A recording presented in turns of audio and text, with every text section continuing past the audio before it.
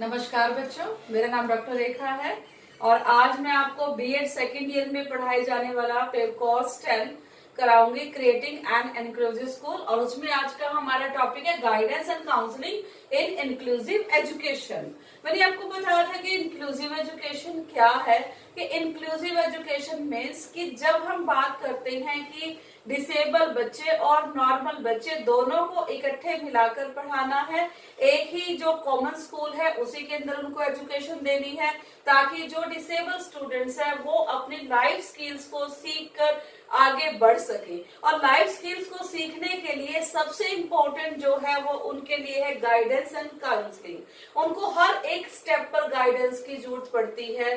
They needed guidance on every step. अगर हम guidance और काउंसलिंग की बात करें तो गाइडेंस क्या प्रोसेस है क्या गाइडेंस, उसके बारे में मैं आपको बताऊंगी।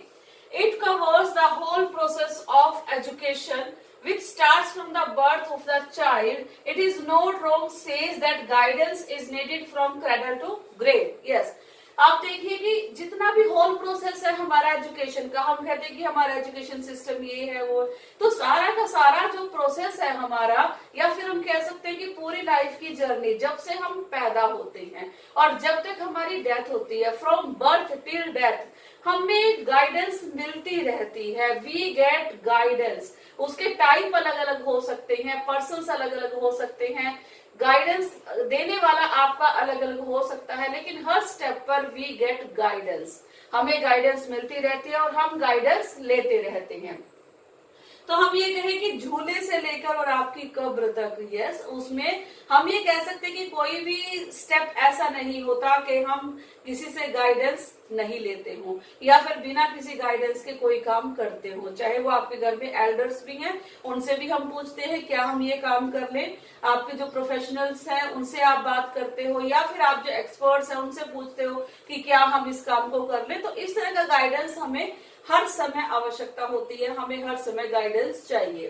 ठीक है, अब गाइडेंस में हम बात करेंगे कि प्रिंसिपल ऑफ गाइडेंस कि किन सिद्धांतों पर आधारित है जो गाइडेंस का कंसेप्ट है कि किसी को गाइड करना।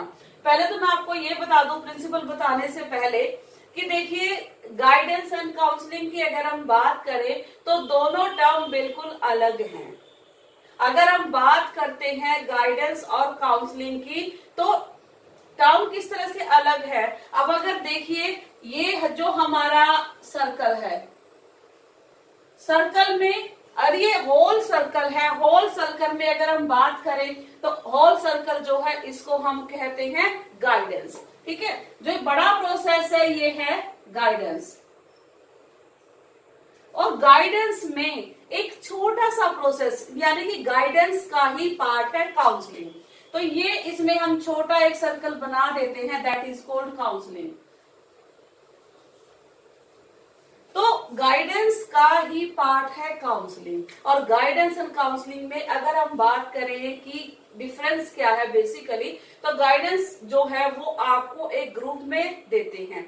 जैसे अगर हम बात करें, कोई भी टीचर आपको कलेक्टिवली कुछ भी समझाता है, कुछ भी बताता है और कलेक्टिवली आप सभी बच्चे वहां पर इकट्ठे बैठे हैं, तो वी कॉल्ड गाइडेंस। उसको हम क्या कहेंगे, गाइडेंस कहेंगे। और अगर हम काउंसलिंग की बात करते हैं तो counselling is a 1-to-1 process. 1-to-1 का मतलब है कि आप सभी को कलेक्टिवली बैठ के काउंसलिंग नहीं कर सकते, सभी के साथ काउंसलिंग नहीं कर सकते। आपको उसमें क्या है कि इंडिविजुअलिटी का ध्यान रखना पड़ता है। आप एक पर्सन से एक टाइम में काउंसलिंग करेंगे। गाइडेंस मैंने आपको बताया पूरे ग्रुप में दी जाती है। जैसे एक टीचर अपनी पूरी क्लास को गाइडेंस दे सकता है, लेकिन हम काउंसलिंग के प्रोसेस की बात करें तो काउंसलिंग एक ऐसा प्रोसेस है जिसमें आप सीक्रेसी का ध्यान रखेंगे और बच्चे की इंडिविजुअलिटी का ज्यादा ध्यान रखेंगे। उसमें आप पर्सनली तौर पर एक एक बच्चे को कॉल करके उनकी प्रॉब्लम को जो है सॉर्ट आउट करेंगे, उनका सोल्यूशन निकालेंगे। तो this is the basic difference. मैंने आपको बताया कि guidance is a whole process, एक बड़ा वाइडर एरिया है। Wherever the counseling is the part of guidance, जबकि एक छोटा पार्ट है, उसका नैरो पार्ट है उसी का पार्ट, लेकिन उसमें पूरे ग्रुप में आप कर सकते हैं और इसमें इंडिविजुअल आपको करना होता है। ठीक है, okay. Now principle of guidance, what are the principle of guidance, कि कौन से प्रिंसिपल है, कौन से सिद्धांत है जिन पर गाइडेंस आधारित है। देखिए, लाइफ लॉन्ग प्रोसेस, यस, मैंने आपको बताया कि फ्रॉम बर्थ टिल डेथ हम किसी ना किसी से गाइडेंस लेते रहते हैं हर समय, तो life long process, guidance is the life long process. Next is emphasis on individual. Individual मतलब हम सामने, जो हमारे सामने बैठा है ना, हम उसको रिगार्ड देते हैं, उसको रिस्पेक्ट करते हैं, उसकी इंडिविजुअलिटी का ध्यान रखते हैं, तो emphasis on individual. Next is importance to self direction. Guidance देने के बाद हमारी कोशिश होती है कि हम सामने वाले को इतना काबिल कर दें कि वो सेल्फ डायरेक्टेड हो जाए, यानी कि अगर उसकी कोई भी प्रॉब्लम है तो हम उसको सॉर्ट आउट करें ताकि उसको अपने लिए रास्ता मिले, ताकि वो आने वाले समय में अपने आप को सेल्फ डायरेक्टेड कर सके। Next is cooperation. कॉपरेशन जो गाइडेंस ले रहा है और जो गाइडेंस दे रहा है, दोनों के बीच में क्या होने चाहिए, क्योंकि अगर कोई गाइडेंस हमें एक्सपर्ट पर्सन दे रहा है तो उनको हमारे रिगार्डिंग बहुत सारे डाटा की रिक्वायरमेंट हो सकती है, बहुत सारी इंफॉर्मेशन उनको चाहिए, और वो इंफॉर्मेशन को कहां से मिलेगी, अगर हम उनके साथ कोऑपरेट करेंगे। ठीक है, तो cooperation is also must in that process. Okay, guidance is for all, yes, guidance is for all. All मतलब ये किसी एक के लिए प्रोसेस नहीं है कि ये सिर्फ मेरे लिए है या इसके लिए है उसके लिए है, this process is for all, कोई भी गाइडेंस ले सकता है। Next is organised activity. ये ऐसा नहीं है कि आप ऐसे ही किसी को बोल देते हो, नो, इट्स एन ऑर्गेनाइज। अगर हम एजुकेशनल गाइडेंस की बात करें, अगर हम ऑक्यूपेशनल गाइडेंस की बात करें, ठीक है, तो उसमें क्या है, वोकेशनल गाइडेंस की बात करें तो वो एक ऑर्गेनाइज्ड एक्टिविटी है, बिकॉज एक एक्सपर्ट पर्सन आपके सामने बैठा है, उसको पता है कि आपको कौन सा ऑक्यूपेशन चुनना है, उसको ये पता है कि इसके बाद आपके लिए कौन सी बेटर जो है लाइन रहेगी, तो उसके लिए एक ऑर्गेनाइज्ड एक्टिविटी के रूप में आपने इसको ऑर्गेनाइज करना है। Next is need special preparation. ऐसा नहीं है कि कोई भी आपको गाइड करेगा, एक एक्सपर्ट पर्सन जो होगा, जो उस सब्जेक्ट में उस चीज में एक्सपर्ट होगा, वो आपको गाइडेंस देगा। ठीक है, तो नीड स्पेशल, जो जितने भी आपके स्पेशल प्रिपरेशन है उसको आपको भी, जो अगर आप किसी को गाइडेंस दे रहे हैं तो उसके लिए भी आपको एक स्पेशल प्रिपरेशन की जरूरत होती है। Next is guidance is flexible. Yes, ये नहीं है कि आपने जो कह दिया सामने वाला उसको मानेगा ही, अगर फॉलो अप तो उसके ऊपर है। अगर आप किसी को गाइड कर रहे हो तो it is up to a person, वो सामने वाले पे है whether the person is following your guidance और नॉट। काउंसलिंग में आप ध्यान रखते हैं कि बच्चा या जिसको भी आप दे रहे हैं वो आपको फॉलो अप भी करना होता है, लेकिन यहाँ पर गाइडेंस में फॉलो अप नहीं करते, हम ये कहते हैं कि ठीक है, it is a flexible process. Okay students, I think everything is clear regarding guidance. Counselling, it is the most important part of guidance. मैंने आपको पहले भी बताया था कि guidance is the broader concept where council is a narrower concept. जैसे मैंने बताया था कि एक बहुत बड़ा सर्कल बनाया था, एक छोटा, तो है ये उसी का पार्ट है गाइडेंस का काउंसलिंग। लेकिन ये क्या है कि most important part of guidance, और it is the face to face relationship between two people, कि दो लोगों के बीच में। मैंने आपको बताया था कि जब भी हम काउंसलिंग करते हैं तो वहां पर दो पर्सन होने चाहिए, एक काउंसलर और एक काउंसलर। ठीक है, एक जो सलाह ले रहा है और दूसरा वो पर्सन जो एक्सपर्ट पर्सन है, काउंसलर है, जो सलाह दे रहा है। ठीक है, देखिए प्रिंसिपल ऑफ काउंसलिंग, कि काउंसलिंग के कौन कौन से प्रिंसिपल हैं। अभी मैंने आपको बताया था कि बहुत बहुत बहुत ज्यादा इंपॉर्टेंट है हमारे जीवन में मार्गदर्शन एवं परामर्श, दोनों की ही आवश्यकता हमें समय समय पर पड़ती है। तो आइए देखते हैं कि प्रिंसिपल के क्या है इनके काउंसलिंग के। गिव रिस्पेक्ट टू इंडिविजुअल, यही बात हमने गाइडेंस में की थी कि इंडिविजुअल और इंडिविजुअलिटी को रिस्पेक्ट दी जाती है, कि आप क्या बात करना चाहते हैं, आपकी कौन सी प्रॉब्लम है, आपकी एजुकेशन से रिलेटेड प्रॉब्लम है, आपकी वोकेशन से रिलेटेड प्रॉब्लम है, तो जो भी आपकी जिस भी तरह की प्रॉब्लम है तो उससे रिलेटेड आप जो है, आपको सामने वाले को रिस्पेक्ट दी जाती है, आपके व्यूज को रिस्पेक्ट दी जाती है। Next is not only giving advice, यहाँ पर ये है कि सिर्फ एडवाइस दी जाती है। नॉट ओनली गिविंग एडवाइस का मतलब कि एडवाइस ही नहीं दी जाती, बल्कि उस पर फॉलो अप भी किया जाता है। यानी कि आप हमारी बात को मान रहे हैं या नहीं मान रहे। अब जैसे आप डॉक्टर के पास जाते हैं, डॉक्टर क्या कहता है, आपको फीवर है, आप चेक कराते हैं, तो डॉक्टर क्या कहता है कि आपने इस मेडिसिन को कल खाना है और कल दोबारा मेरे पास आना है चेकअप के लिए, तो दैट इज फॉलो अप। तो सिर्फ ये नहीं है कि इनका काम सिर्फ एडवाइस करना है, they will see the follow up कि उसका रिजल्ट क्या है। Next is assist the person. यहाँ पर क्या किया जाता है, पर्सन को असिस्ट किया जाता है।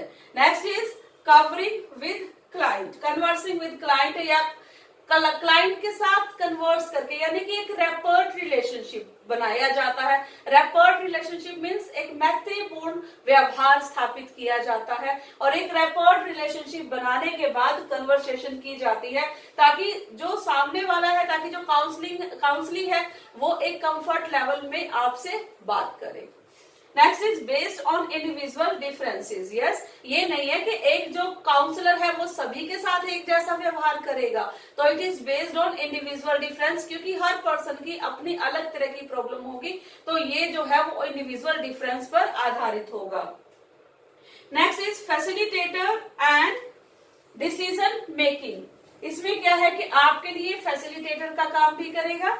क्या? क्योंकि आपको जो भी प्रॉब्लम आ रही है तो आप काउंसलर से बात कर सकते हैं, तो क्या होगा, आपका रास्ता आसान हो जाएगा, आप उस रास्ते पर चल पाएंगे और आपका जो डिसीजन मेकिंग है, यानी कि कई बार हमें निर्णय लेने में बहुत प्रॉब्लम होती है, हमें लगता है कि हम जिस रास्ते पर जा रहे हैं, कौन सा ऑक्यूपेशन अपना रहे हैं, या फिर एजुकेशन में किस तरह की हमें काम करने चाहिए, या फिर पर्सनल गाइडेंस में कि किस तरह की आपकी प्रॉब्लम है, तो वहां पे हमें डिसीजन मेकिंग में हेल्प हो जाती है। तो that all process was regarding the counseling.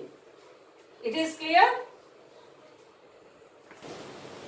अब हम बात करते हैं guidance and counselling in inclusive education. तो स्पेशली इंक्लूसिव एजुकेशन के रिगार्डिंग किस तरह की गाइडेंस, किस तरह की काउंसलिंग की रिक्वायरमेंट है उन बच्चों को जो डिसेबल बच्चे हैं। वो डिसेबिलिटी किसी भी तरह की हो सकती है, वो डिसेबिलिटी मानसिक स्तर पर भी हो सकती है और वो डिसेबिलिटी जो है वो शारीरिक स्तर पर भी हो सकती है। तो उनके लिए किस तरह की गाइडेंस और काउंसलिंग, मैंने आपको पहली वीडियोस में भी बताया था कि जब एक रिक्वायरमेंट होती है एक डिसेबल बच्चे की, तो हम ये नहीं कर सकते, उसको यूनिवर्सलाइज नहीं कर सकते, क्योंकि डिसेबिलिटी सारी अलग अलग तरह की होती हैं, डिफरेंट टाइप्स ऑफ डिसेबिलिटीज, और उनकी डिसेबिलिटी के अकॉर्डिंग ही हम उनको जो प्रोविजन है या उनके प्रिवेंशन की चीजें हैं वो हम देते हैं। अब देखिए कि आरपीडब्ल्यूडी का मतलब है right to person with disabilities.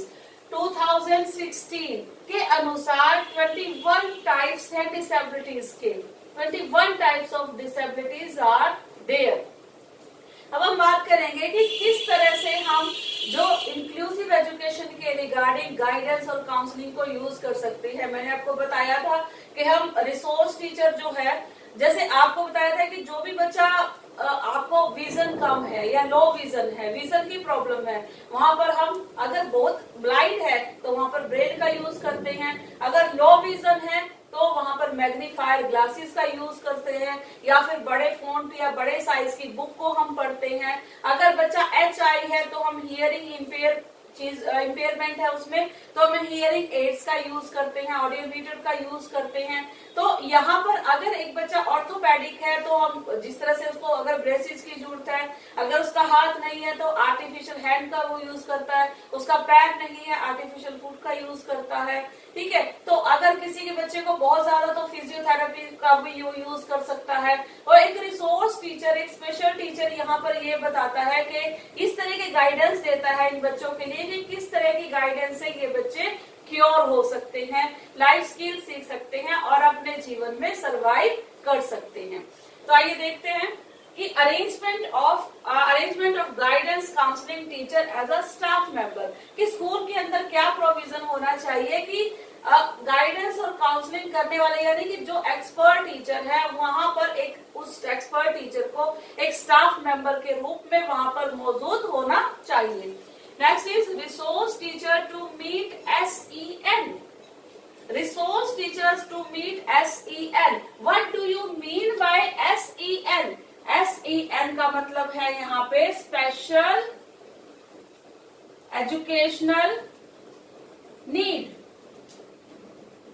कि ऐसे बच्चों की जो भी स्पेशल एजुकेशनल नीड होती है उनको पूरा कैसे किया जाता है। स्पेशल एजुकेशनल नीड का मतलब कि नॉर्मल करिकुलम वो नहीं पढ़ सकते, नॉर्मल टाइम टेबल वो फॉलो नहीं कर सकते, नॉर्मल टीचर से वो पढ़ नहीं सकते, नॉर्मल क्लासरूम में आप उनको बिठा के नहीं पढ़ा सकते। तो ऐसे बच्चों को क्या कहा जाता है, स्पेशल एजुकेशनल नीड। जो उन बच्चों की, स्पेशल बच्चों की, जो डिसेबल बच्चे हैं उनकी जो नीड है वो भी स्पेशल होती हैं। तो ऐसे बच्चों को नीड को पूरा करने के लिए एक रिसोर्स टीचर का मतलब है कि वो अध्यापक जिसको उस बच्चों के रिगार्डिंग जो विधियों का प्रयोग है वो आता हो। मैंने पहले भी आपको बताया था कि जैसे ब्रेल का यूज करना है तो एक जो जनरल टीचर है, क्लास टीचर है, वो ब्रेल का यूज नहीं कर पाता, या जितनी भी तरह के इंस्ट्रूमेंट्स है वहां पर वो चीजें नहीं यूज कर पाते। तो उसके लिए एक रिसोर्स टीचर की आवश्यकता है स्पेशल एजुकेशनल नीड्स के लिए। Next, harmonious relationship with general and disable student सबसे जरूरी है क्लास में, क्योंकि अगर एक डिसेबल बच्चा होगा तो वो बच्चा बचपन से ही नेग्लेक्टेड सिचुएशंस में रहा होगा।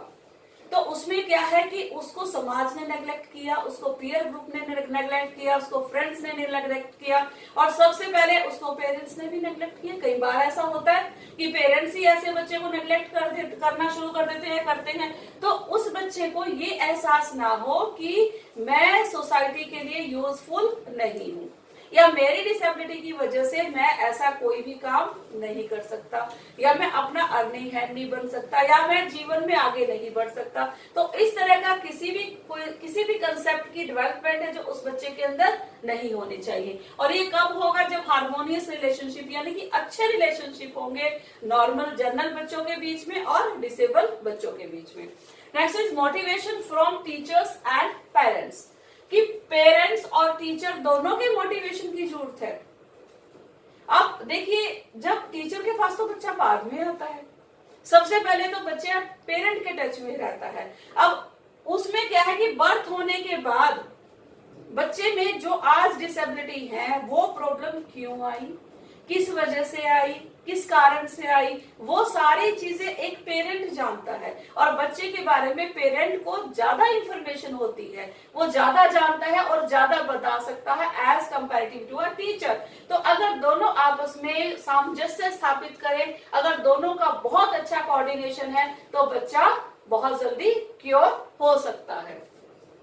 Next is career oriented education to disable, कि बच्चे की जिस भी प्रकार की डिसेबिलिटी है वो गाइडेंस एंड काउंसलिंग के थ्रू उसको बताया जाएगा कि आपकी डिसेबिलिटी के लिए कौन से कोर्सेज हैं जो आप कर सकते हैं, या किसके बाद आप अर्निंग हैंड हो सकते हैं, या कौन से वोकेशनल कोर्सेज हैं। अब एक बच्चा VI है लेकिन उसका ब्रेन तो ठीक है, IQ में तो उसके कोई फर्क नहीं है, IQ लेवल उसका सही है, विजुअल इंपेयर्ड होने के बाद भी वो बच्चा IQ लेवल सही है, तो वो बच्चा क्यों नहीं आगे जा सकता है? जा सकता है। तो उसके लिए एक गाइडेंस और काउंसलिंग की आवश्यकता होगी। Next is arrangement of study room, laboratories, teaching methods, जो उन बच्चों के लिए एक सेपरेट स्टडी रूम की रिक्वायरमेंट होगी जिसमें बैठ के वो शांतिपूर्वक अपना काम कर सके। एक लेबोरेटरी चाहिए ऐसे बच्चों के लिए, और टीचिंग मेथड, हम जो सिंपल मेथड का मैंने आपको कहा, अब हम मैग्नीफायर चीजों को दिखाएंगे या चार्ट पे बहुत बड़े बड़े अक्षरों में लिखेंगे या बड़े फोंट में लिखेंगे, तो वो क्या होगा, ऐसे बच्चों के लिए वो टीचिंग मेथड होंगे। जो नॉर्मल बच्चों के लिए मेथड यूज होंगे वो इन बच्चों के लिए मेथड यूज नहीं होंगे, उनके लिए जो है अलग से टीचिंग मेथड यूज किए जाएंगे, और यही उनके लिए गाइडेंस और काउंसलिंग का प्रोसेस होगा।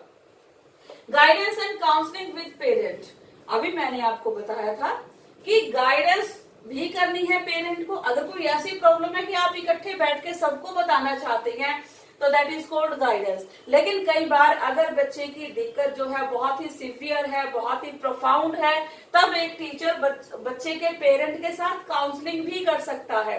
काउंसलिंग में क्या है कि वो बच्चे की डीप इंफॉर्मेशन उसको मिल जाएगी कि अगर आज बच्चे में किसी तरह की डेफिशिएंसी है, किसी तरह की प्रॉब्लम है, ठीक है, किसी तरह की उस बच्चे को दिक्कत आ रही है, तो वो किस वजह से है, क्या कारण है, तो उनके पेरेंट उस चीज को, उस रीजन को अच्छी तरह से समझते हैं।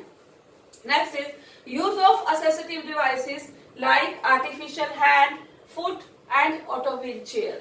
आप सभी को मैंने बताया था कि जैसे ब्रेसिस है, मैग्नीफायर ग्लासेस हैं, ऑडियोमीटर है, आर्टिफिशियल हैंड है, आर्टिफिशियल फुट है, व्हील चेयर है, रैंप्स है, ये सब चीजें क्या होंगी उस बच्चे के लिए असिस्टिव डिवाइसेस का काम करेंगी और इंफ्रास्ट्रक्चर का काम करेंगी. And we have to set up all the things for disabled student. तो ये हमने की कि गाइडेंस एंड काउंसलिंग स्पेशली उन बच्चों के लिए जो अपने सर्वाइवल के लिए लड़ रहे हैं.